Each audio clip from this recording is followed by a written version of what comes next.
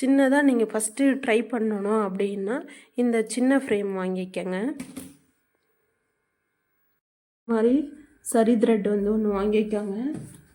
அடுத்தது பீட்ஸ் ஊசி, அடுத்தது சரிக்கான ஊசி.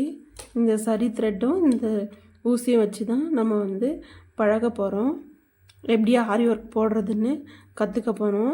அதுக்கப்புறம் தான் நம்ம கொஞ்சம் பழகின பிறகு இந்த பீட்ஸ் ஊசி வந்து யூஸ் பண்ண போகிறோம். எப்படின்னா இந்த முனை இருக்குது பாருங்கள், இந்த முனையிலேருந்து தான் நூல் வந்து இப்படி குத்தி இப்படி எடுப்போம்.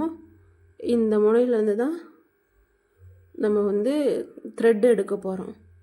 இந்த மாதிரி நூல் இது மாதிரி சுற்றி வச்சுக்கிட்டிங்கன்னா வந்து வழுக்காமல் இருக்கும்.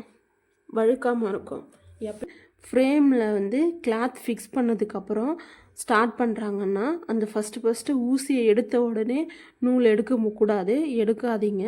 எடுத்திங்கன்னா நெக்ஸ்ட்டு வந்து நூல் அருந்துடும், துணி கிழிஞ்சிடும். அதனால் ஃபஸ்ட்டு என்ன பண்ணணுன்னா நீங்கள் இது மாதிரி ஊசியை குத்தி பார்க்கணும். இங்கே பாருங்கள் சிக்கும். அதனால் ஃபஸ்ட்டு குத்தி பாருங்கள்.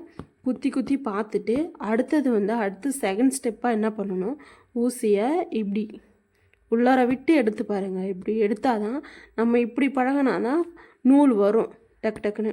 அப்போ இந்த மாதிரி எடுத்து பாருங்கள். ஃப்ரேமில் நிறைய குத்தி பார்த்துட்டு குத்தி பார்க்கும்போது நீங்கள் ஊசி வாங்குறீங்க அப்படின்னா நீங்கள் ஃபஸ்ட்டு ட்ரை பண்ணணும். என்னென்னா இந்த ஊசியை பழக்க வைக்கணும். ஃபஸ்ட்டு குத்தி பாருங்கள்.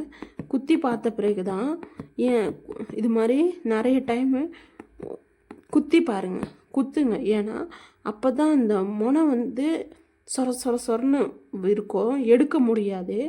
இங்கே பாருங்கள், எடுக்க முடியாது. அதனால் நீங்கள் இது மாதிரி நான் பழகின ஊசி எப்படி இருக்குது பாருங்கள். இப்படி குத்தினா டக்குன்னு ஷைனிங்காக வெளில வந்துடும். இதே அந்த புது ஊசின்னா வராது, டக்குன்னு வராது. அப்படியே முள் மாதிரி அப்படி கிழிக்கும், துணியே கிழிக்கும். ஃபஸ்ட்டு நம்ம ஆரி ஒர்க்கு போடும்போது இந்த முனையை வந்து ஷார்ப் பண்ணணும். நம்ம அந்த ஊசி பழகணும். அதுக்கப்புறம் தான் நமக்கு வந்து நல்லா நீட்டாக வரும். ஊசி நம்ம நூல் எடுக்கும் போது நூல் வந்து டக்குன்னு வரும். குத்தி பார்த்து பழகுங்க. அதுக்கப்புறம் ஆரி ஒர்க்கு கற்றுக்கங்க. ஃபஸ்ட்டு டைம் இது மாதிரி குத்தி பார்த்து நூல் எடுத்து பாருங்கள். இது மாதிரி குத்தி நூல் எடுத்து பாருங்கள். எடுத்து பார்த்தீங்கன்னா உங்களுக்கு கொஞ்சத்துக்கப்புறம் சிக்காது நூல். இது மாதிரி டக்குன்னு எடுக்க வரும். அப்போ அதுக்கப்புறம் நீங்கள் போட்டிங்கன்னா உங்களுக்கு கொஞ்சம் ஈஸியாக இருக்கும். இந்த டிப்ஸை ட்ரை பண்ணி பாருங்கள்.